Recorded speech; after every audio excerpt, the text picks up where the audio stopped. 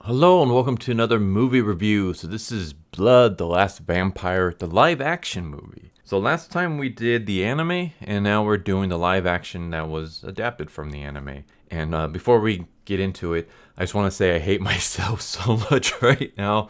So yesterday I actually did the recording for this review. I took about 2 hours, went through the entire movie, gave my thoughts, feedback, critiques, all that stuff. Thought I did a pretty good job nailing it. Went to bed, woke up this morning, and saw that my mic was not plugged in to my computer.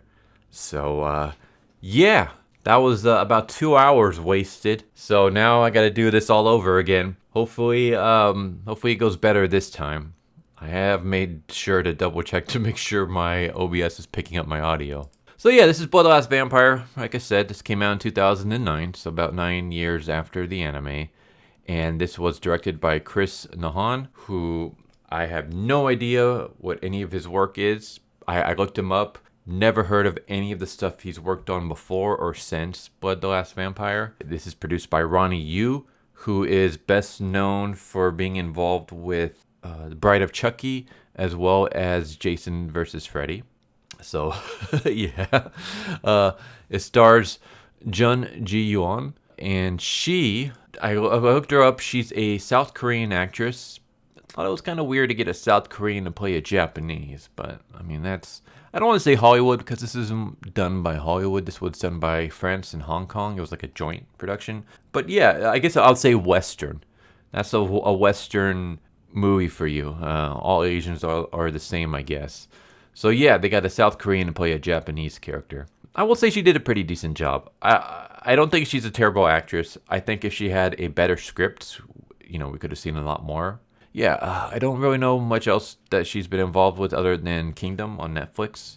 So there you go. And then we also have a secondary protagonist, Allison Miller. And Allison Miller, I've never seen like anything else she's been involved with, but she's been involved with Kings, Terra Nova, Go On, Incorporated, and A Million Little Things. So maybe some of you guys may have heard of some of those stuff. This movie was announced in 2006. Bill Kong announced that he was going to be producing a live-action adaptation of Blood the Last Vampire, and it wasn't until later that year that Production IG, the studio behind Blood the Last Vampire, officially got involved with the film and decided to finance it or help finance it. They basically kind of waived off the straight license. So for anyone who doesn't know what a straight license is, basically that would be like, say I want to do Blood the Last Vampire. I would go to Production IG and I'll say, hey, I want to buy the rights to make a movie based off of Blood the Last Vampire. A straight license would be that I pay them upfront. They give me like a certain amount, and then I pay that, and now I own the rights to make a movie based off that license. But they waived that off, and instead they asked for a percentage of the revenues gained from the movie, which I'm pretty sure they're kicking themselves in the butt for that, because this movie did not gain all that much. So the budget for this movie was about $30 million, and you would throw in probably about another 30 to 40 million on marketing. Marketing is usually about the same amount, if not a little bit more than the budget. So if a budget for a movie is 30 million, you can think overall it would actually be about anywhere between 60 to 70 million if you throw in the marketing as well. And it only made back about 5,900,000, and that's worldwide. So yeah, it didn't do so great. Only got about 257,000 in the US and Canada, and that's very, very terrible. So this movie bombed. It's a box office bomb. And as we go through this movie, we can probably figure out why. So with all that said, let's actually jump right into it. So we start off with a opening text scroll. And the text scroll basically tells us that in the 16th century, there was an Onin war between, I guess, humans and demons. And this reduced Japan to a giant feeding ground. These demons were assuming human forms. And eventually a fearless samurai named Kiyomasa showed up, and he became like the greatest demon hunter of all time at that period. And eventually he was slain by the oldest of all demons, the Onigen. And then centuries pass, and demons kind of, I don't want to say took over, but they didn't really have to worry about demon hunters coming after them really. And then eventually a new demon hunter came into the mix. And as we're going to find out, that's Saya. So that's when we get the famous subway scene from Blood the Last Vampire. One of my favorite scenes of all time. One of my favorite openings, I should say, of all time. In everything, not just anime, but all movies, TVs, all that stuff. One of my favorite intros to any series or movie is the subway train from Blood the Last Vampire. My absolute number one favorite is the opening for the original Bubblegum Crisis OVA episode 1, where we have Pris on stage singing the Hurricane song. Meanwhile, we get montages of the boomers attacking the city and the AD police trying to stop them and stuff like that. That for me is the greatest intro to anything of all time. Blood the Last Vampire subway train is the second. So I've already seen this movie like multiple times. First time I saw this movie, I thought, you know what, this scene was actually not that bad. The most recent time I see it, I'm like, it's not bad, but it's nowhere close to the original anime. And I'll go over why. So we have the similar scene where Saya is on this train and there's a Japanese salaryman reading a newspaper. And basically the newspaper also helps give us a time period. This movie takes place in 1970. And Saya and the Japanese man are the only ones on this train. And the lights kind of start flickering on and off. Saya is like glancing at him. He notices that she's looking her way and he kind of looks at her and then back to the newspaper. And this kind of goes back and forth for a while. One of the lights over Saya's head goes off and her eyes flash red. And this is already one point I do not like. I'll get to that a little bit later. But yeah, her eyes flash red. And then she gets up and she kind of starts stalking towards the man. And the man, notices. He gets up. He runs into the next cart. And then he eventually hits the dead end. There's like no more carts for him to go. So he grabs a pole. He yanks it off the subway ceiling. And then he starts waving it at Saya. And Saya, pulls out her sword. The man screams and charges at her. Saya cuts him in half and kills him. And then Saya gets off at the next station where we have the council members. So we don't have David in this movie. Instead, David is called Michael. But it's kind of like the same character. But yeah, so we have Michael. And then we have Michael's second in command, Luke. And we also have these two other characters. They are twins. And they're basically the cleanup crew. They go in and they clean up after all of Saya's murders. And we do get a kind of cool moment. It's so quick. It's like not even a couple of seconds where we see these cleanup crew like pulling out these devices and start spraying it around and cleaning up the blood and stuff. It's very, very quick. And it just makes me think that would be a cool idea for like a story. Where instead of following the demon hunters, you follow up the cleanup crew that comes in after the demon hunters and takes care of the crime scene to make sure that no civilians become aware of the supernatural. I know there's a comic book that's recently out from Zenscope called All Guts, No Glory.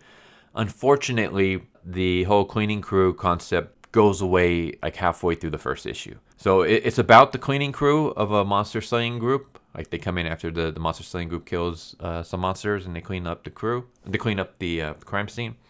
But they drop that whole premise like halfway through the first issue and then it becomes this other story. So I was very disappointed in that. But yeah, that would be kind of like a cool idea. So Saya comes out of the subway, she talks to Michael and stuff like that. Luke goes inside, he sees the dead body. And then kind of like in the anime, he says, there was a mistake. Saya screwed up. This is a human. This isn't a monster. And Michael says, it just didn't have time to transform yet. And Luke doesn't, believe that. Michael basically tells Saya, you did a good job. Saya is upset because she's like, I decided to work with you guys because you guys promised you can give me Onigen. Instead, you have me taking out all these bottom feeders. And Michael's like, we understand, but it takes a while for us to gather information on Onigen. And also, if you keep killing these bottom feeders, eventually it will draw out Onigen. So just have patience. Go to the hotel that that we assigned you, and I'll meet you there in a moment. And there you go. There's the we also get as she's leaving, we get a moment where Luke basically says Luke is kind of the belief that they're losing control over Saya, and Michael tells them well, she's the only person that we have. Like, she's the only chance we got. And I think that probably was a better phrasing than in the original. In the original anime, David says she's the only original that we know of. Or she might be the last original. So here's why I didn't care for the opening scene.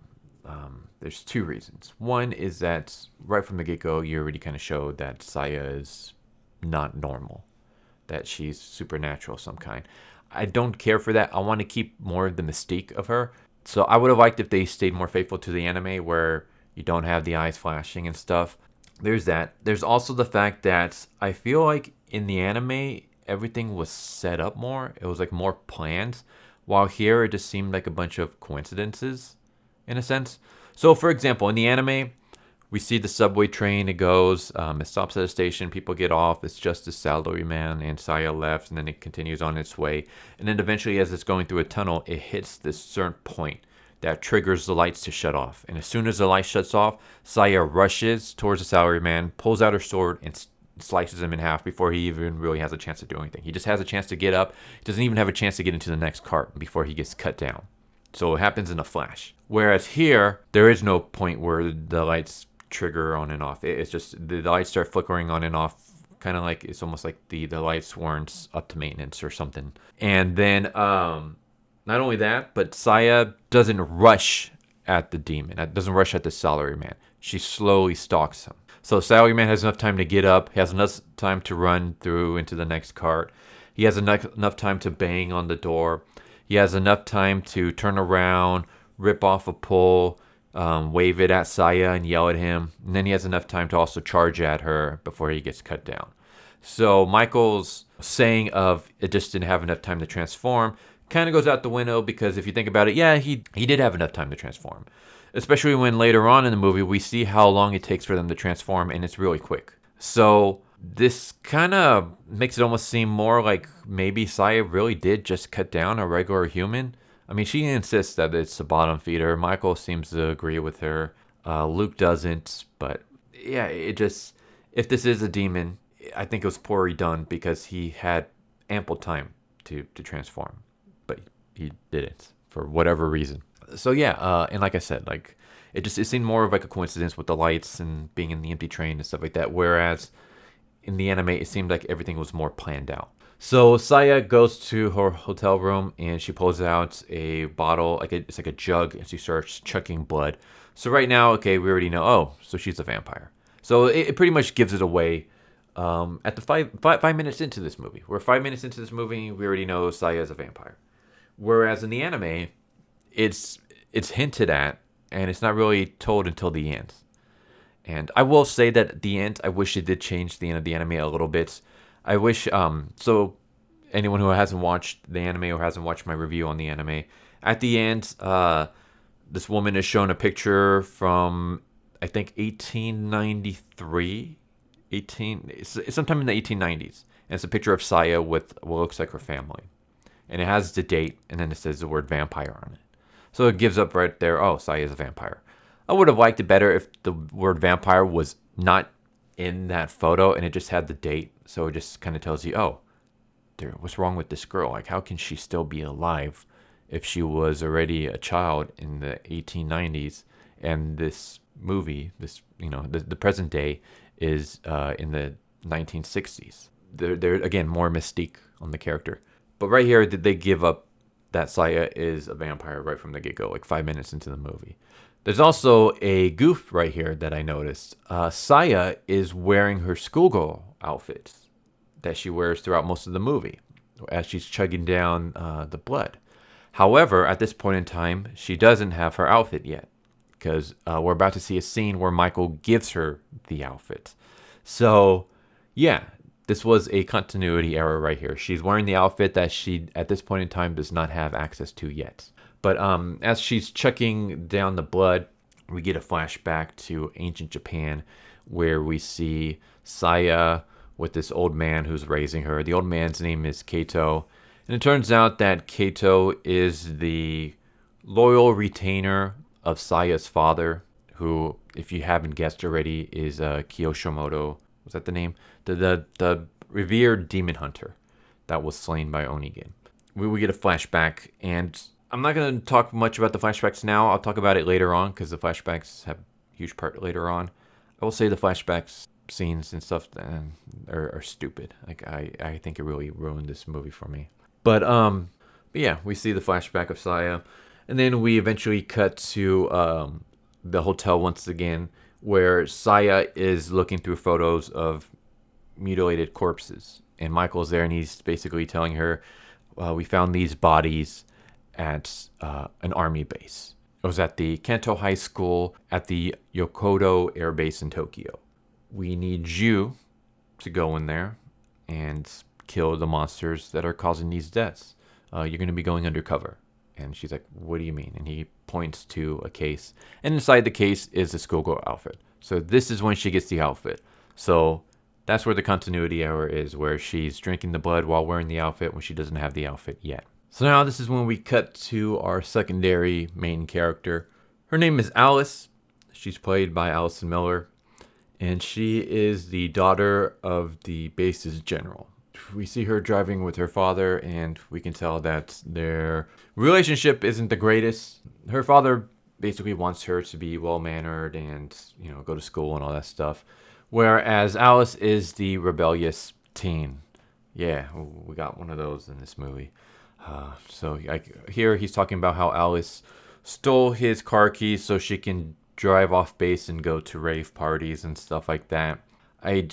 Whatever. Oh, I hate the whole rebellious teen cliche. Maybe I was just boring as a kid, but I wasn't really all that rebellious.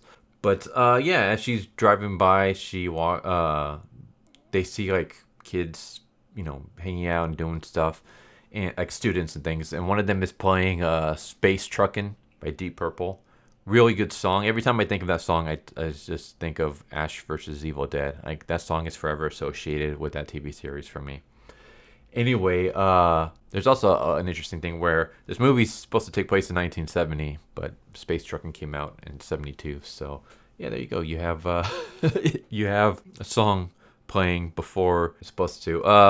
Also, I guess for other continuity errors, there is a moment where they drive by like airplanes and stuff, like jets, and there's F-16s, and the F-16s didn't really come out until the 80s. So yeah, another error there, but whatever. So at some point, Alice gets out of the car, and ditches her dad and stuff, and then we cut to Saya in the schoolgirl outfit, walking down the hallway. And as she's walking down the hallway, a bunch of students kind of stop to look at her, and it's almost like she kind of stands out from the crowd and stuff, which is kind of weird, especially later on when Saya is introduced to her new class.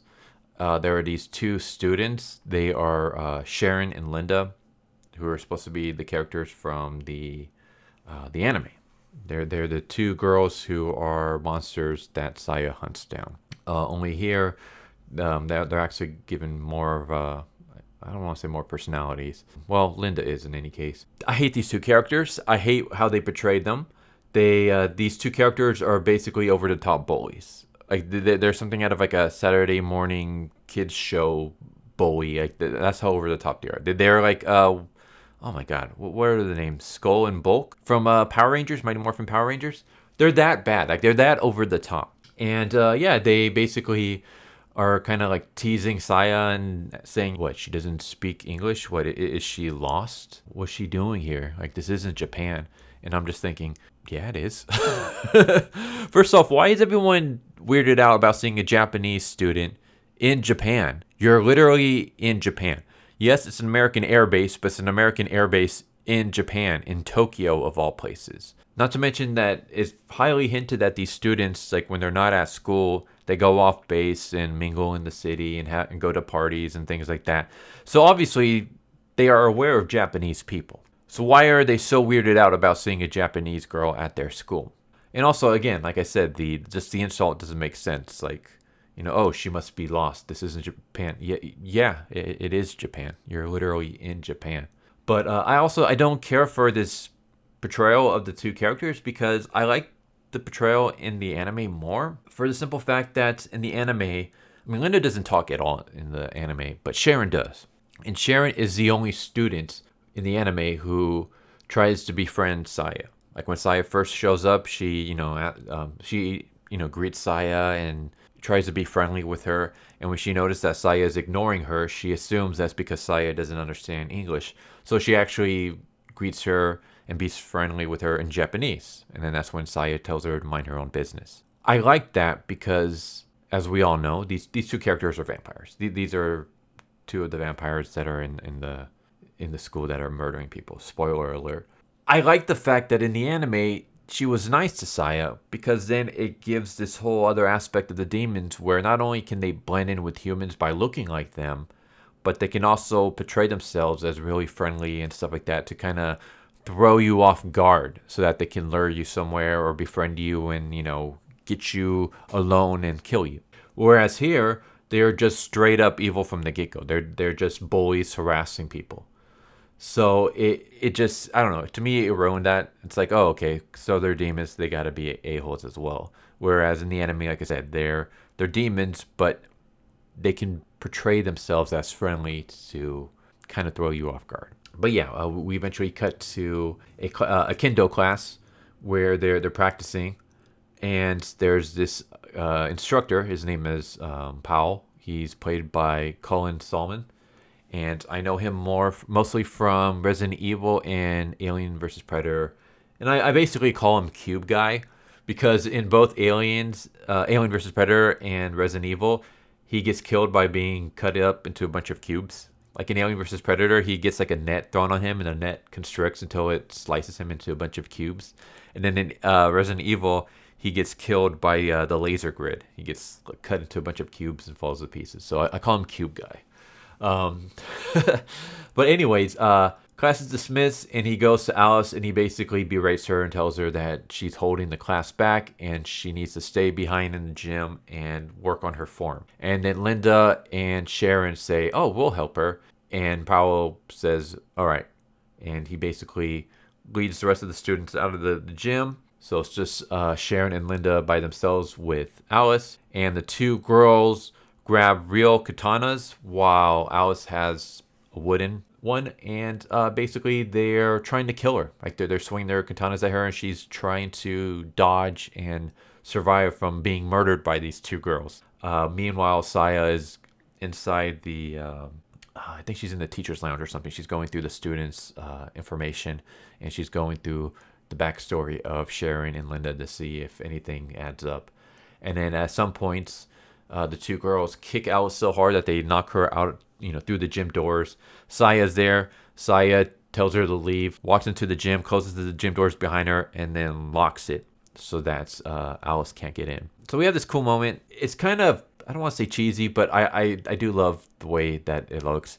So Saya has her little tube with her katana inside. And what Saya does is she kicks the bottom of the tube, which launches the katana up and out of the tube into the air, where she grabs it and now she's wielding her katana. So I thought that's kind of cool. And she fights these two girls, and then it's quickly shown that they're demons. Linda starts kind of not transforming, but like you see like her eyes glowing and her veins darkening and stuff. And Saya kills the two girls.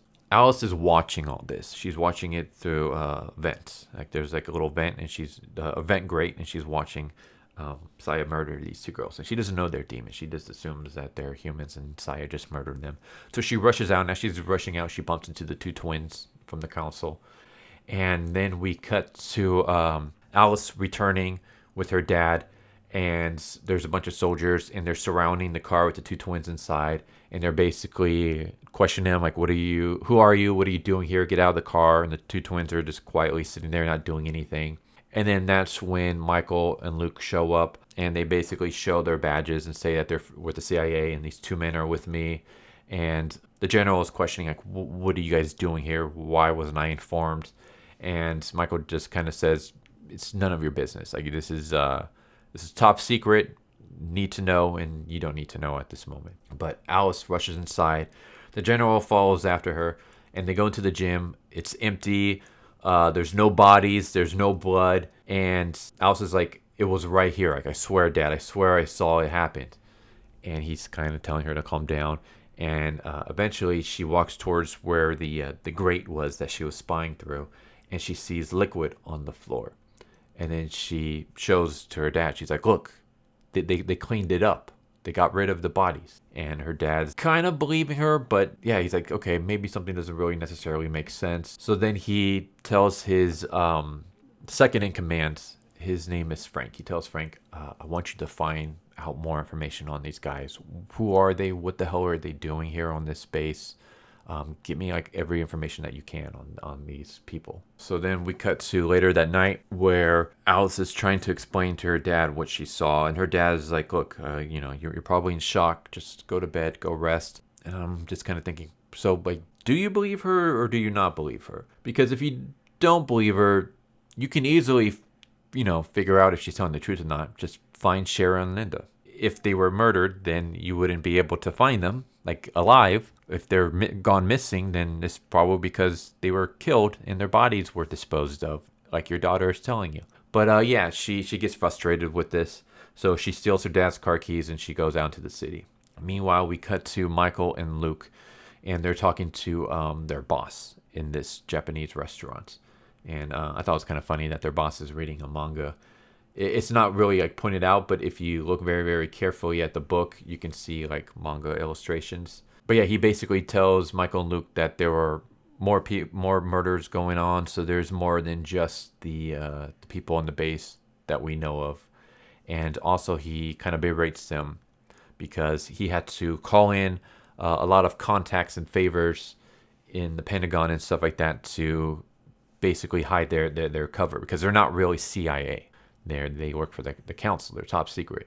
Yeah, he basically had to pull a bunch of strings, and he kind of tells them, like, we work in secrecy and silence. You almost screw that up. Rein in Saya. Make sure that you take out the rest of these demons in secrecy.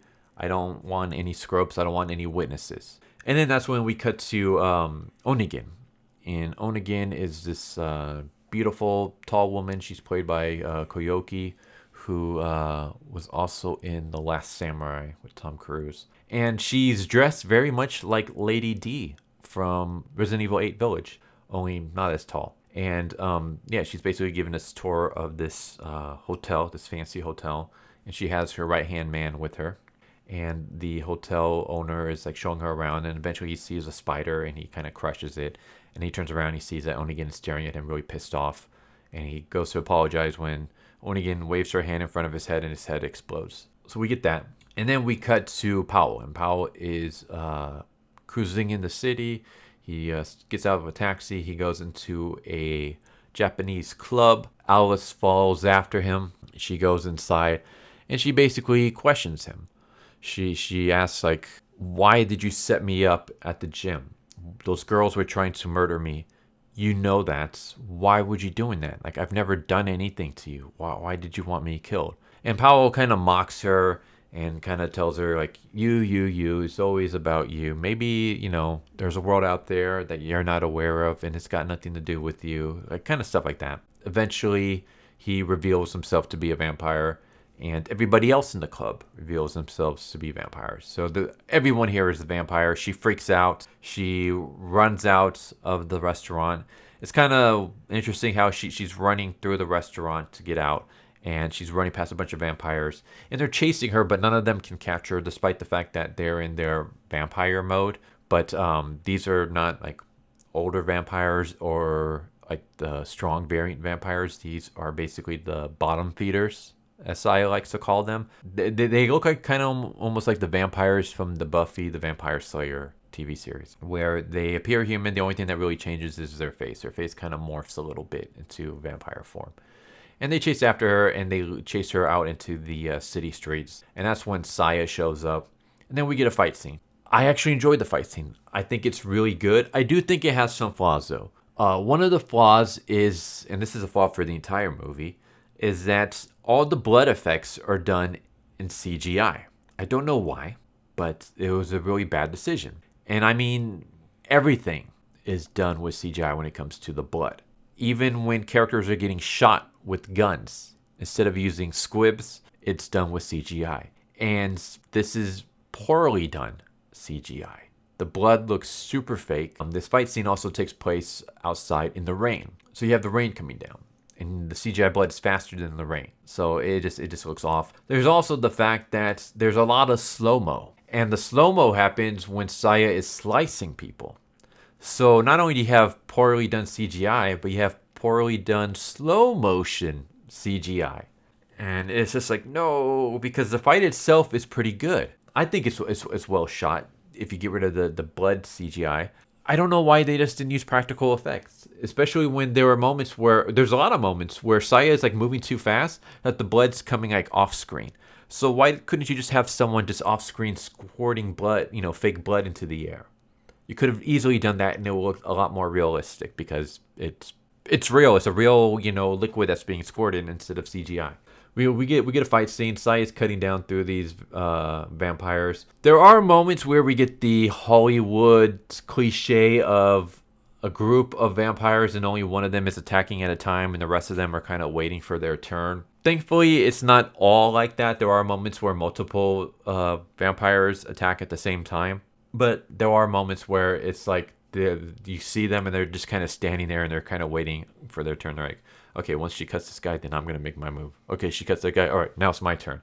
And then the guy behind him is waiting for his turn. It's just like, you see it all the time in movies, and I never understood why they do that. It's just have them all attack at once, because that's how it would really be in a fight. But yeah, good fight scene. It ends with Powell stepping outside, and he morphs into his full vampire form. So it's not just the vampire face, but he morphs into a form that looks more similar to the vampires that we see in the anime. So you got the... and I will say that's right here is pretty terrible because they decided to use CGI for the monster, for Powell as his vampire form. And I don't understand why. When you could have used a rubber suit, you should have basically pulled a tokusatsu, used a rubber suit. It would have looked a lot better because this CGI is terrible. Not only does the CGI not match, like the lighting is completely off on this character, but the awkwardness of his movements, like the rigging for this model is terrible. I'm sad I can't show it to you in motion because I'm not showing any clips. I'm only going to be showing screen grabs, as you guys can already tell this far into the review, for copyright reasons and stuff like that. But it's terrible. There are moments though when they do use the rubber suit, when it gets close up, like when he's grappling Saya, or when there's like a close up of his face and stuff like that, or when he grabs Alice, they use the rubber suit. But then when it's full body, they use CGI. I don't know why. It looks terrible. But yeah, he grabs Alice. He rushes across rooftops. Saya chases after him. And I'll say the effects here are good and terrible. And what I mean by that is we have Saya chasing a CGI monster. The CGI monster, terrible. Saya running across the rooftops and jumping, pretty good. Pretty good. Not terrible. Like you could tell that they use wire work and there's like CGI at certain moments, like when she's jumping through like an electric sign. It's obviously CGI, and you can tell that she's or I'm assuming she's not really on these rooftops. Obviously, she's running across like a CGI. She's running across a green screen, but it's actually well done in my opinion.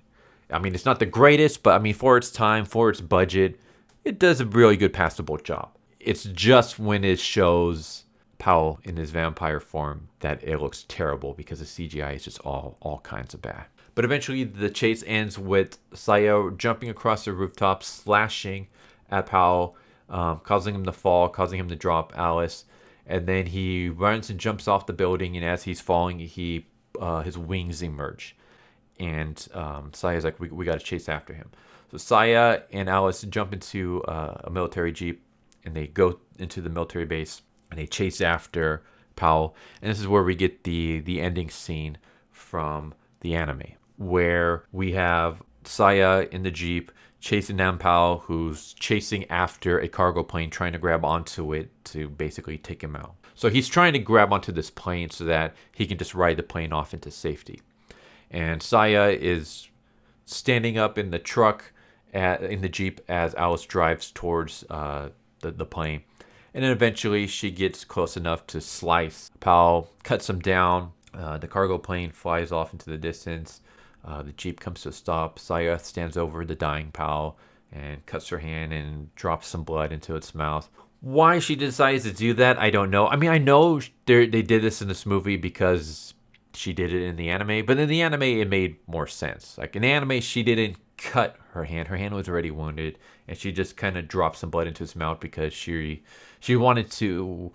At this point in time, she was trying to understand like how much different she is from these monsters. Whereas here, I think that's what they were trying to do, but it doesn't really work for me. From here on out, this is where the faithfulness to the anime stops, because like I said, this is the end of the anime pretty much. And from here on out, we go original stuff. So as she's standing over the body of Powell, we get a flashback of her mentor dying and telling Saya that, even though you're half demon, you still have a human soul and stuff like that. So just more kind of slamming into your head that Saya is a Dampier, she's a half demon, she's a vampire, she's blah blah blah. Like just more like exposition just bashed into your head. And I also think the flashback is kind of stupid because later on we're gonna have a 20-minute flashback and we're gonna have Kato be alive. So basically we get flashback of Kato alive, flashback of Kato dying, flashback of Kato alive for the next 15-20 minutes, and then he dies.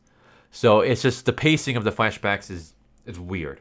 But yeah, like I said, from here on out, we get original stuff, and this is where the movie bombs, in my opinion. The best way I can describe this movie is it's a tale of two halves.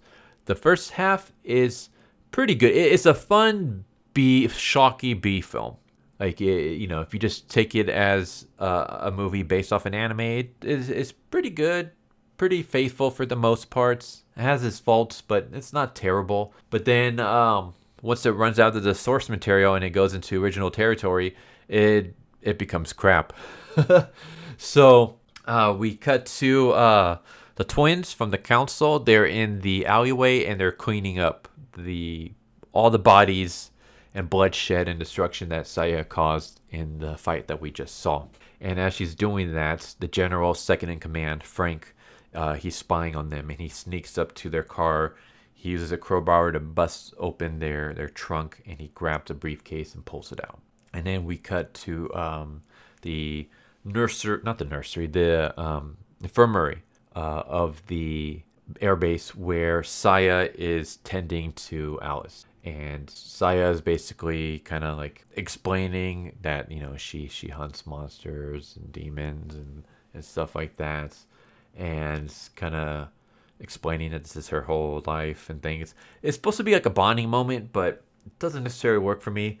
And that's one of my problems I have with this movie, is that they really try to hammer home the friendship that builds between Alice and Saya, but it doesn't work. I feel like it's rushed at times. I'll get to that in a moment, I guess. There's a better way I can explain that later on. She tells Alice about all these demons and stuff, and Alice is like, well, why don't I tell my dad? If there's demons on this airbase, I can tell my dad and he can do something about it. And Saya's like, no, don't tell him. Don't tell anybody. Like, no one has to know about this. No one should know about this, otherwise danger can befall you. So she's like, all right, fine. Like, it's not like he would believe me anyways. So then we cut to the general's house where Frank shows up and he shows the briefcase that he stole from the twins. And inside they see it looks almost like a gun, but it's the material that they use to basically dispose of blood and body parts and stuff like that. And he's kind of questioning, like, what the hell is this? Or, who are these guys? Like, none of this is making any sense. What are they doing with this? And then that's when Luke shows up. And Luke shows up with one of his henchmen. And he basically tells the general, hey, like, you stole something from us. I would like it back. And the general is like questioning him and stuff. And Luke's like, you don't need to know about any of this stuff. Like, this is none of your business. But the general's like, well, maybe I should call the Pentagon. And then as he's dialing the Pentagon, Luke's like, all right, wait. It's Saya that you guys want, all right? I'll tell you where she's at. And so he sells out Saya. He basically gives the address for Saya's location. Why? I have no idea. He just decides to sell her out. But yeah, he sells her out, and as the guy's writing down the address, Luke rushes at Frank and stabs him in the neck with a syringe of something. We don't really know. Maybe it's just something to knock him out. But as this is happening, Luke's henchman pulls out a gun. And the general is able to draw his gun faster and kills the henchman. Luke then shoots the general and grabs his briefcase when he notices that Alice is there and she witnessed the whole thing. So he chases after her. He runs into the billiard room where she bashes him in the face with a pool cube, and then she stands over his body and keeps whacking the crap out of him in the face until he gets knocked out. And I would think, okay, grab his gun and shoot him. But no, instead she just leaves him there and goes to her father, and her father is basically apologizing and telling her to get off the base. And she takes the notepad with Saya's address and leaves as Luke wakes up. And then we cut to Saya in her hotel room and Michael is there, and he's showing her pictures of the hotel staff that was murdered by Onigen. And he basically tells her, we got her. These are the deaths caused by Onigen. We know where her location is. It's at this hotel. And yeah, your journey is coming to an end. Like, this is it. You can get her now. And he kind of questions her. He's like, have you ever thought about what you're going to do afterwards? Like, you've spent your whole life going after Onigen. And now that you have the chance to kill her, what are you going to do once you do? And Saya just kind of says, this is my life. And Michael leaves. And then Alice runs into the hotel room and starts talking to Saya. And as she's talking to Saya, we see a sniper standing on the rooftop, and he calls in Luke. And he says, you were right. She is here at the hotel. And Luke basically says, kill her. Do whatever it takes. Kill her now. So Saya and Alice are talking. Saya is basically saying, they killed him. They killed my dad. How can he work for these people? Saya says, I don't work for them. They just give me information on Onigen, and they supply me with blood. That's all. I'm not loyal to them in any way other than that. And then as she's talking to Alice, she sees the sniper. She grabs Alice and pulls her aside just as the bullets start rattling through the hotel room. Alice and Saya rush out of the hotel room into the hotel hallway where Luke is standing there with the gun pointed at them. And he tells Saya to move aside. The girl has to be killed. Kind of starts berating Saya, calling her like a dirty halfling and stuff like that. Michael, who was nearby and heard the shots, rushes in because he's not a part of this. He had no idea Luke was planning any of this. He rushes in, notices Luke training his gun on Saya and Alice, and tells him what the hell are you doing? Put your gun away. We're not killing anybody. And he berates Luke. Luke eventually lowers his gun. Michael walks over to Saya and asks if they're okay. And as his back is turned, Luke pulls his gun out again and shoots him. And Michael dies. And Saya gets pissed off. She screams and rushes after Luke and slices his hand off. He gets one shot at her in the belly, but his hand gets cut off. And we have this weird moment where Saya stands above Luke holding her sword, and she's about to bring it down to impale him. And then she notices Alice watching, and she doesn't impale Luke. She leaves him be, but he still dies anyways from having his hand cut off. He bleeds to death, I'm assuming, because we never see him again for the rest of the movie. So it was weird that you had a moment like that where it was she's about to stab him, I guess, to really finish him off, but because she notices Alice, she decides not to. So instead she allows Luke to slowly bleed to death, I guess. But yeah, Michael's dead. Luke is dead. I think the scene with Michael was supposed to be shocking or supposed to do something for us. It's dramatic. Oh no, her one confidant is dead. But it doesn't work because the scenes with Michael and Saya are way too short, and we don't really get enough development between the two of them. So we don't get enough of their relationship. And by relationship, I don't mean anything romantic or anything like that. I mean more of a camaraderie between the two. So I think this movie would have done a lot better if you had expanded upon that relationship. If you had seen more scenes with them working together and stuff like that. Because in the OVA, Michael actually works with Saya. He helps her out on the field. He goes out, he grabs a katana for her when her old one becomes too dull and breaks. He gets her out. He fires bullets into the hangar to draw the attention of the vampire, giving Saya time to do counter moves. when the hangar door gets busted open, he gives the sword to Saya to allow her to slice the vampire and kill it.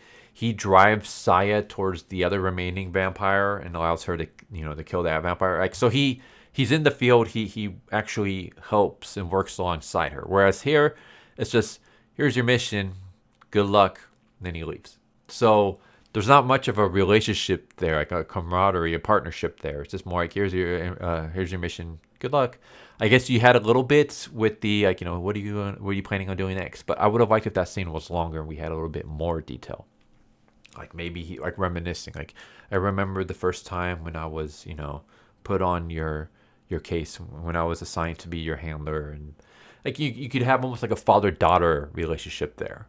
Something like that. So that when his death happens, it has more of an impact, but it doesn't because they didn't. So yeah, they commandeer a military truck. They drive off into like the wilderness, like into like, some rundown shrine. And Saya is passed out because of the bullet wound to her stomach. Alice takes her into the shrine. She takes Saya's sword, slices her palm, and she puts some blood into Saya's mouth so Saya can recuperate. And Saya wakes up and tells Alice about her past. So this is when we have the really long flashback. So we're in ancient Japan. She's training with Kato. We see her as a small child. We have a scene where she's like 8 years old, I would say, and she comes across another boy around the same age, and she gives him a bowl of rice, and they become friends. And then it shows them when they're teenagers, and they develop feelings for each other. They become romantic. There's no like sex scenes or anything like that. We just see like Saya leaning against a rock, and he's kind of hovering over her, and then he's dead. Like it cuts to him dead in the field, and then we see Saya. She wakes up. It's like a nightmare, and Kato is telling her like, you're human. Like you have parts of a demon in you, but you have a human soul. And then he pulls out this case, and inside is the katana, and he tells her, this was the sword of your father before he was killed by Onigen. Like I trained you so you could be able to fight off these demons. And then as this is happening, we hear footsteps like running across the roofs of their house. And Kato basically says, they're here. Like, the demons are here. They found us. Stay here. I'm going to drive them off. And he rushes out into the wilderness. And Saya chases after him for a while. Here's the thing that's weird. The demons are already right up there on the rooftop. So if you're going to fight them, why are you running into the woods? What if they decide, we don't want to chase after the old man. We want to go after the girl because that's who we wanted in the first place. But anyway, Saya chases after him, and he tells her, like, go away. Like, unless you have it in you to fight demons, now is not the time to follow me. So she runs away crying, and Kato runs deeper into the woods, and he gets attacked by vampire ninjas.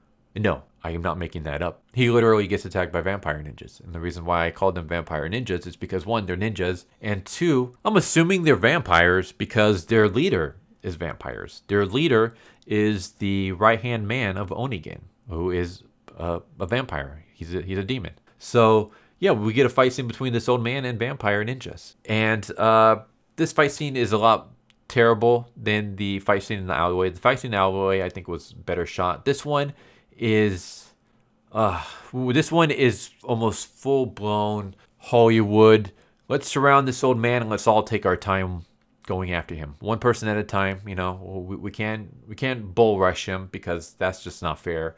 So even though we got him surrounded, we got to do it one at a time. So one at a time, they're fighting this guy. There's like a really weird moment where all of a sudden he gets stabbed through the foot from underground, and it turns out that there's ninjas in the dirt under the ground. And we have a ninja dirt shark, a ninja vampire dirt shark. And what I mean by that is, so he gets stabbed in the foot, he looks around and he sees another sword pop out of the ground in the distance. And the sword starts rushing at him. Kind of like a shark fin poking out of the water. This sword is poking out of the dirt, rushing towards him. And as it gets closer, the old man stabs into the ground, pulls his sword up, and when he pulls his sword up, a dead vampire ninja comes up with it. So I'm like, what was this vampire ninja's plan? Why didn't he just go under the old man like his other buddy did and stab him. Only maybe this time he'll get luckier, and instead of stabbing the man in the foot, he'll stab him in the legs or maybe in the balls or something. I don't know. But instead, he decides, I'm going to poke my sword out over here in the distance so he can see it. And then I'm going to keep my sword out as I rush at him underground so that even though I'm underground, he still knows where I'm at because he can see this sword. And because he can see this sword, he's able to know exactly my location and he kills me. So yeah, he dies because he's an idiot. Yeah, well, we get more fights until eventually the old man gets overrun by, what the hell is it called? Kusarigama? I almost said Kusanagi, but Kusanagi is a sword. I think it's Kusarigama. The chain and sickle. The famous chain and sickle. It was in the movie Ninja Assassin. A bunch of those appear out of nowhere, and they wrap around his limbs. They wrap around his arms and his legs, and they stab into it. And then they pull him up. So they pull him up so that he's suspended in the air. And then they like stab at him, and he's screaming in pain. And Saya, who's in the distance, hears this, and she turns around. She rushes back towards him and his location. And then that's when the leader shows up. And the leader shows up, and he stabs the old man just as Saya shows up. And Saya is pissed off. She yells. All the other vampire ninjas see her. They all line up in a row, and then they charge at her. And she rushes towards them and slices through all of them. So I guess this scene is done a little bit better in the sense that they do technically take their time, like, one at a time going after her. But it's because they're lined up in a row, rushing at her, and she's just slashing through them as she's running past them. Though you could say, well, why didn't they just, instead of going straight at her in the line, why didn't they break up into like a semicircle and then they can surround her? I don't know, because they're stupid, I guess. But yeah, she slashes through these vampire ninjas. She slices the chains that are suspending Kato, and Kato falls to the floor. And as he's falling, he grabs onto the leader and holds onto him. And the leader gets up with Kato, and the leader rushes to try to charge at Saya. But Kato is using what strength he has left to grab onto him and slow him down. And so he pulls his sword out and he stabs Kato in the stomach. And Kato still refuses to let go. So then the guy like rushes back and pins the sword into a tree. But Kato still won't let go. So now this guy is pinned to the tree as well because Kato has his arms around him.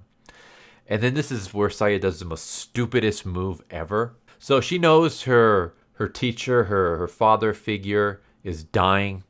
And what she does is she screams and yells as she rushes towards the two figures. And you would think, okay, she's going to rush and she's going to slash at this guy with her sword.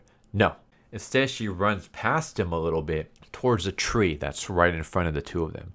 And she runs up the tree, wraps her legs around the tree, bends over backwards with her sword out, and then slides down the tree upside down so that she can stab the sword into this guy's eye. And as she's doing this in slow motion, we get a flashback of her doing it as a kid. Why he decided to teach her this maneuver that will never be useful in a fight whatsoever, I have no idea. But he decides to teach her this move, and all the move ends up doing is it ends up stabbing the demon in the eye, and that's it. He basically rushes away. His eye is damaged. He's now a one-eyed demon, and he is able to escape as Kato dies in Saya's arms. So I'm just sitting there like, why didn't you just stab him? Why didn't you just slice off his head? You could, and it would have been a lot faster, and it would have been a guaranteed kill. But instead, you decided to do some wall running, or I guess tree running, show-off move that did nothing but take out his eye. Which also begs the question of how did this thing only take out his eye? Because you have the momentum of you sliding down the tree. So you have the sharp blade going into his eye. You have your weight holding this blade and going down with it. And then you have the momentum of sliding down the tree. So you have gravity helping you as well. How is this only able to get deep enough to cut his eye but not go into his brain and kill him? I don't know. I guess we needed to keep him alive so we can have a fight scene later on in the present day. But yeah, this whole thing was stupid. I'm just like, just slash this dude's head off, man. Like, why are you doing a tree run that doesn't do anything? This whole thing was stupid. But yeah, he dies, and there you go. There's the end of the flashback. It was dumb, but that's how it is. So Saya basically says that she's going to kill this guy. She's going to kill Onigen, and Alice should leave. But Alice is like, no, like they killed my dad. I want to see this through to the end. So yeah, we cut to the hotel room where we see Onigen with her right hand man, and she tells Onigen like, Saya is nearby. I want you to capture her, but don't kill her. She's too strong for you. And the right hand man pulls off his sunglasses to reveal that one of his eyes is missing. So it's like, oh, so he's the guy that killed Kato in the flashback.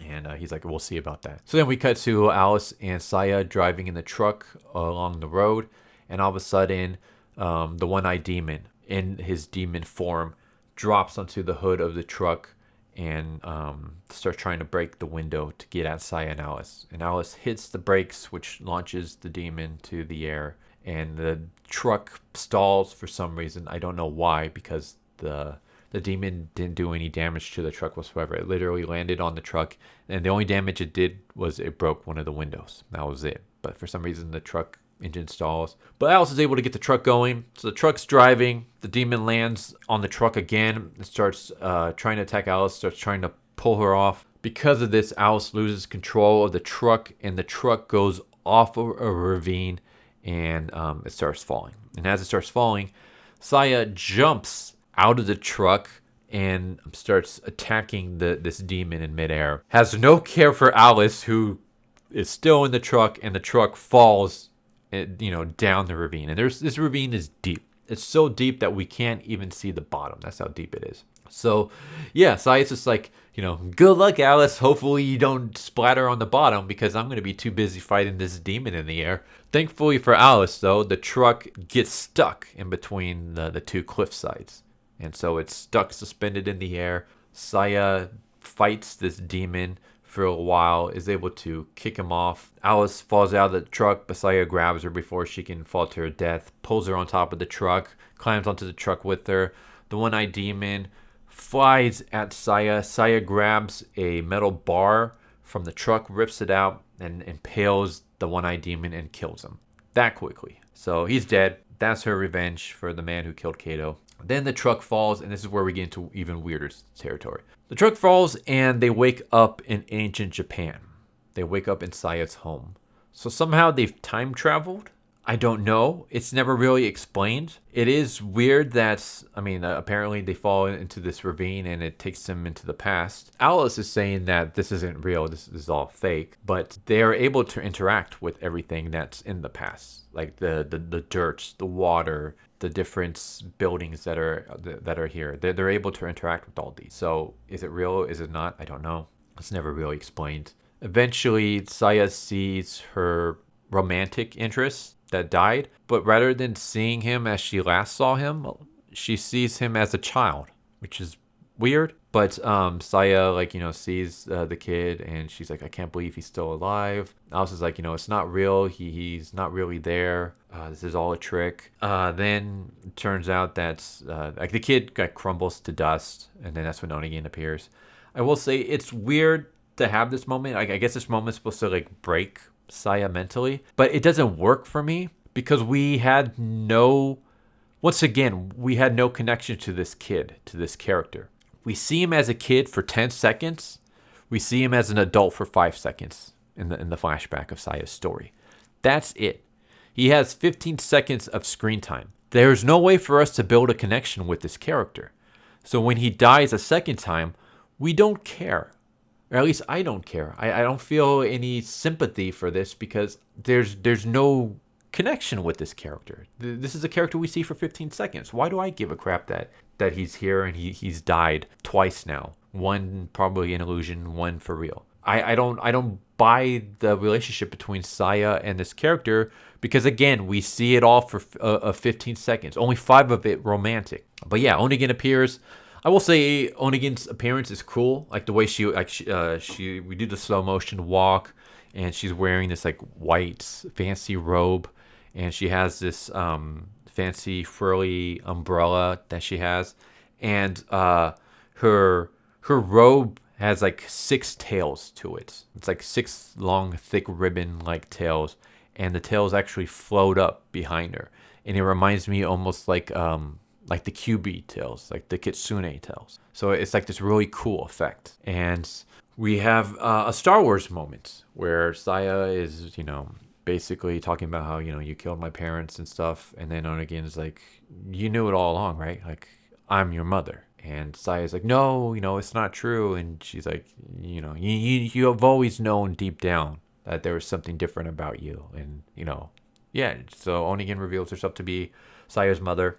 So I'm guessing that means that Onigen decided to sleep with the demon hunter that was Saya's father, which begs the question, why? Why did she sleep with him? I guess maybe she wanted a powerful kid that was half human, I guess. I don't know. Why would the demon hunter sleep with the most vicious, most vile, most dangerous demon? Was it just because she was hot? The relationship doesn't make sense to me. It would be something if, like, Onigen was the leader of the demons. She fell in love with this samurai. They had kids, but they had a child. But then the other demons thought that she was getting too soft. Or maybe the humans didn't like the fact that their hero was sleeping with, the demon leader. And so they tried to kill her and her child. And because of that, maybe the husband died in the process. And now she has a hate on for humans. Maybe something like that. But otherwise, it makes no sense. Like, I don't understand why she's sleeping with a demon hunter. Why the demon hunter would sleep with the most vicious demon. It also doesn't make sense that Onigen would kill the father, but not take Saya after she's given birth to Saya. Instead, she allows Saya's father's retainer, Kato, to raise Saya. But here, Onigen is trying to get Saya to join her side. She wants Saya to rule with her. Which begs the question, if you want that, why didn't you take Saya after she was born? Because then if you had raised the child, you could have indoctrinated it onto your side. But because you allowed Kato to raise it, you allowed Kato to indoctrinate Saya that demons are evil and need to be killed, and that Onigen needs to be murdered for as vengeance for killing your dad. So your plans all got ruined because you were too lazy to raise your own kid. So yeah, if she had taken Saya as the child, she could have brainwashed this kid to be on your side, and there you go. Your plans would have come to fruition. But because you didn't, they don't. So then we get a fight scene. I say fight scene reluctantly because it's not really a fight. It's more like she does like force push to Saya. Saya tries to do force push back. Onigen does force push again and pushes Saya like into a shack. So Saya is like hitting the shack. She crumbles, with it. So they're like, again, I said earlier, they're interacting with the surroundings. Like we have a moment where Onigen grabs Alice and is like holding her up and like doing like almost like a force choke to her. And there's an explosion and Alice gets launched into the air and she lands into the water and she's like drowning and Saya has to save her. So they're interacting with their surrounding, which begs the question, this can't be an illusion, right? They're really here, they're really interacting with these things. So this has to be real. They somehow traveled into the past. How? Why? What was the point of Onigen being at the hotel? Like it would have made a lot more sense if the point of the hotel was for Saya to show up there, and then you have our final showdown in this hotel. But instead, we have the showdown in the past because time travel and what I don't know, whatever. But yeah, the fight scene eventually ends with Saya tackling Onigen up into a tower. The tower is like on fire. It collapses to the floor, and when it falls to the floor, Onigen is on the ground with Saya straddling her and holding her blade up. And Onigen says, do it, kill your mother. And Saya says, like, you may be a lot of things, but you're not my mother. And Saya stabs the blade into Onigen, kills her. And like I said, there's like fire and stuff everywhere from the explosions. Alice wakes up. She sees Saya straddling Onigen after killing her. But then smoke obstructs her view of Saya. And when she opens up her eyes again, she's being loaded up into the back of an ambulance. And so now she's somehow back in the present. How she got back into the present, but Saya didn't, I have no idea. But yeah, we see Alice, and she's being interviewed about her father's death. The story going out is that Frank had a mental breakdown after his son was murdered in the line of duty a week ago, and he shot the general. But Alice tells her story with the monsters and Saya and the council and all that. But none of them believe her. They ask her who Saya is. Apparently they did some research and they couldn't find any information on Saya. They don't even know if she's Japanese or not. And she's like, who is this girl? Where is she? And Alice says she's trying to find her way back. And the guy's like, her way back from where? And Alice says she's trying to find her way back from the other side of the looking glass. And then we get a cut. It's an overhead shot of Saya's village, which is where the final showdown happened. But instead of fire and destruction, it's and dead grass and stuff. There's grass, there's crops, there's a whole group of villagers, and they're having laughs and good times. And then it cuts to a close up of Saya's face as she's on a subway train. So then it's kind of like, is she still in the past with these villagers? How are these villagers alive when even in Saya's past they died? Is this before they were murdered by the group? Is this a present day somehow? Did somehow the villagers came back to the village and now Saya's back in the present? She's on a train? Like, what the hell happened here? How did they go back in time? How did they come back from time? Where's Saya at? She in the past? Is she's in the present? Who knows? It doesn't explain anything. But that's how the movie ends, and it's stupid. So yeah, this movie, like I said, it's a tale of two halves. The first half that stays faithful or somewhat faithful to the movie, pretty good. The second half, which goes its own separate way and, own original content, terrible. Really terrible. Flashbacks are terrible. The backstory for Saya is terrible. I don't want to know about Saya's backstory. I don't want to know her history. I like her character because of how mysterious it is. Once you get rid of that mystique, she kind of loses some of her charm.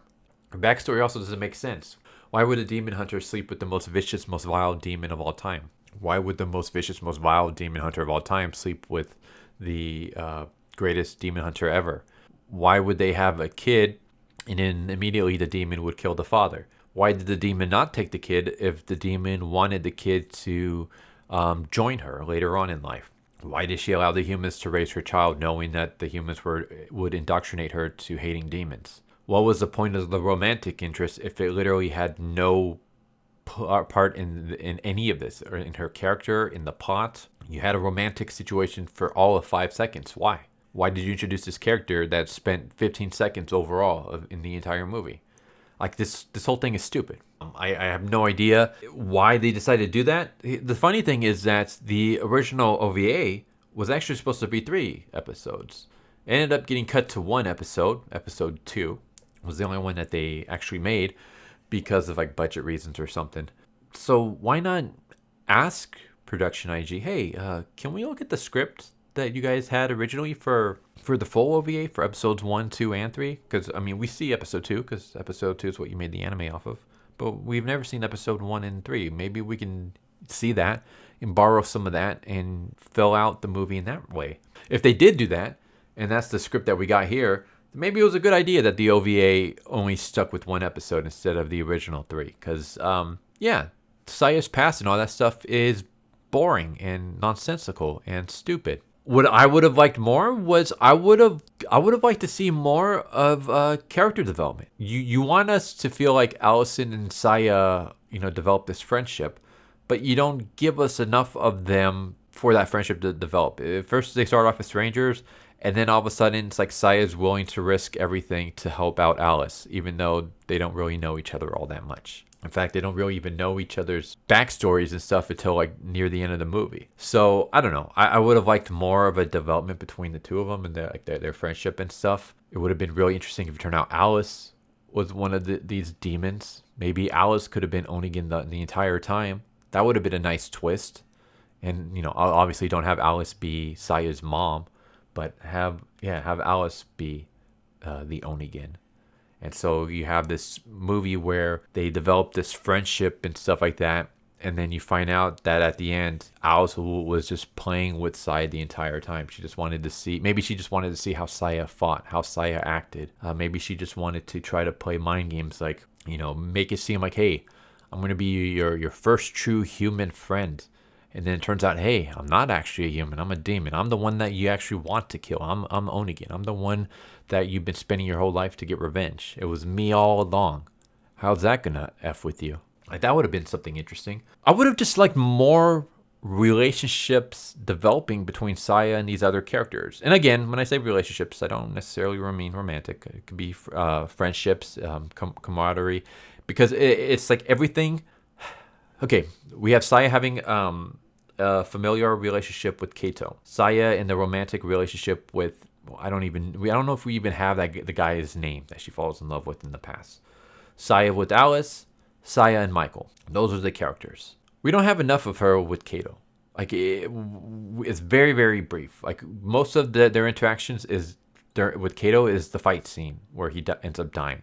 We have like very, very brief scenes with him taking care of Saya. So it's not really enough for us to develop any kind of feelings there whatsoever. So when he dies, it doesn't really do anything or at least for me, it doesn't do anything. With Alice, they go from strangers to BFFs almost too quickly. It doesn't make much sense. With Michael, again, it's like he only really shows up to give her instructions and clue her in on what the next mission is, and then he's on his way. So when he dies, it doesn't do anything for us, or at least, again, for me, it doesn't do anything for me because I don't see really any kind of bond between the two of these characters. Like, I mean, you get the impression that they've worked together for a long while. We don't know how long, but it doesn't seem like there's any kind of friendship there. So it would have worked better if there was. And then the romantic interest. Why did you introduce this character that has all of 15 seconds of airtime and does nothing whatsoever to progress the plot or the character? Basically, this movie sets up all these moments to have a dramatic payoff, but it doesn't work because we don't have enough time. Kato's death means nothing. The romantic interest death means nothing. Michael's death means nothing. Alice, it goes way too fast. Her relationship with Onigen and finding out it's her mom, nothing. Like, there's nothing there because we don't see them interacting together, which is why it would have been better if you drop the whole Onigen, Saya's mom. We drop all of Kato's stuff. We know nothing about Saya. We just know Saya is trying to kill this Onigen because we'll say the Onigen killed Saya's family. But we don't need to know anything about Saya's family. We just need to know that the Onigen killed her family. And the Onigen is the one that's creating all these other vampires. The Onigen is the one that's made Saya the way she is. Maybe Saya was originally human and she became infected and she became a half demon. And now she can no longer live a normal life because of this damn Onigen. And she doesn't really know what the Onigen looks like because maybe the Onigen was wearing a mask or something. Whatever. But Saya has a hate on for this Onigen and she's trying to kill it. And what if Alice was the Onigen the entire time? Alice, she befriends Saya from the get-go. She realizes Saya seems like an outsider. She plays on that fact. She sets up Sharon and Linda to attack her, to make her come across as human. Maybe the general is actually a demon all along. You know, he's a bottom feeder and he's pretending to be Alice's father to more betray the fact that Alice is a normal human. And we have a friendship develop between the two. Here's the first human to ever treat Saya with anything other than, I'm helping you with your duty. Like, all her interactions with all the other humans is mostly like, here's what you need to do, here's your mission, go do it. But this is the first time someone's actually like offered up a hand in like friendship. So this is the first time Saya ever actually gets to feel like a normal human. Yeah, she's on this mission and she's doing investigation work and trying to find these demons. But in the meantime, she has Alice there helping her, and Alice is making her feel like a human. Like she's not just some vampire murdering machine, but that there's more to her than just her demonic half. Alice is playing up her human half. And so we get this friendship develop between the two. And then at the end, Alice turns out to be the Onigen. And then that's when everything comes crumbling down. That's when we can have the character break. That's when Saya realizes that, oh my God, like the one friend I've made, the one person who made me feel human again, is the demon that I wanted to kill. She betrayed me. This was all a game to her. And so we get the fight scene. We can have Saya kill Alice. And then we can copy the scene from the anime. where as Alice is, slowly dying, a wounded Saya notices the blood dripping off from her, and she kind of holds it up over Alice and lets it fall into her mouth and stuff, kind of like the anime scene. And then that's when Saya kind of has that, like, how much different am I from these demons? Like, I thought I was more human because I had feelings and emotions and stuff, but Alice was able to fake those as well. Like, I've never seen any other demon do that. All the other demons, you can kind of tell because, like, they're more aggressive. They're more, like, they can blend in physically with humans, but emotionally, personality wise, they can't. Like, they stand out. But not Alice. Alice was able to fully blend in with the humans. I couldn't even tell. And, like, I'm able to sniff out these demons. I had no idea because she came across as so human. And because she was lying the whole time, what if I'm really just lying to myself? What if I'm really not human? Like, I have a human half, but maybe that human half died. Maybe it died when I became infected, or maybe it died after staring to the abyss for so long, after spending decades and decades and decades doing nothing but slaughtering demons left and right and not doing anything human. I'm not going out, I'm not having fun, I'm not making friends. All my life is just chasing these monsters. And I've chased these monsters for so long that maybe I've become the monster, itself. And there you go. You could have this whole, like, philosophical thing. And I think that would have been better. You would, a nice connection between Saya and Alice, and it would have more of an impact when the reveal happens. You can have more of an emotional impact on Saya the character, because, like I said, like, here's the character who came across as so human, but it turned out to be the most evil, most vile demon ever that I've been spending all my life trying to hunt. And if she can fake being human, maybe that's all I've been doing. Maybe all I've been doing is faking being human, and maybe I really am just another monster. So you could have this whole thing. You can have, like, this whole because early on they have a moment in the classroom where they're talking about Mary Shelley's Frankenstein and the difference between Frankenstein and Adam, the monster. And you could have had that connection here, where you had Alice. Alice is the Frankenstein who created Saya by infecting her. And Saya is the Adam character, wanting to be human, trying to be human, but then in the end it realizes that no matter how much I want it, I'm not a regular human. And even getting revenge on my creator doesn't help me achieve that goal. And there you go. You can have something like that. But instead we have a vile demon sleeping with the demon hunter, abandoning the kids so it can be raised by humans, romantic relationship that goes nowhere, very fast friendship, no bonds whatsoever between any of the characters we're supposed to feel for when they get killed, time traveling vampire ninjas, and just a bunch of crazy wackiness, and it's all dumb. So yeah, there you go. Blood the Last Vampire.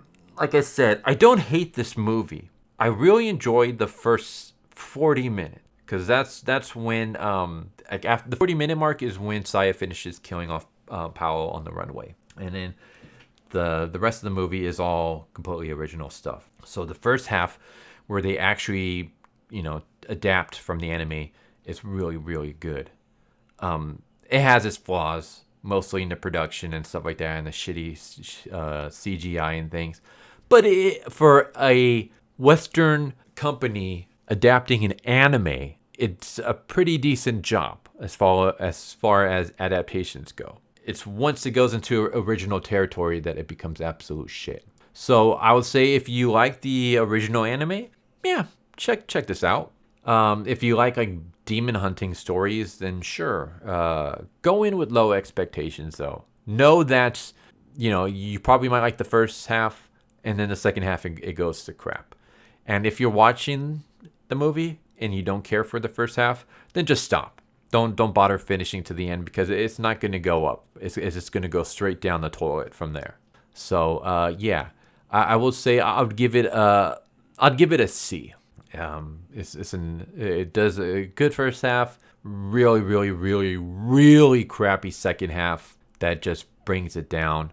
But if you can lower your expectations, if you can enjoy schlocky, low budget, monster movies, then I think you can get some fun out of this, at least the first half. Anyways, there you go. Hope you guys enjoyed the video. Tell me what you think. If you have seen this, What are your thoughts on it? And what did you think of my ideas, like my changes? Do you agree? Do you disagree? It's completely fine if you disagree. But if you do, I would like to hear why and what you would do. And if you did like it, why did you like? Did you like the original stuff as well? Like, did it work for you? Yeah, I'd like to hear your feedback on the video itself as well as on the actual movie for anyone who's watched the movie. But I hope you enjoyed the video, and I hope to see you next time. Take care, everyone. Be safe. Be healthy. Later.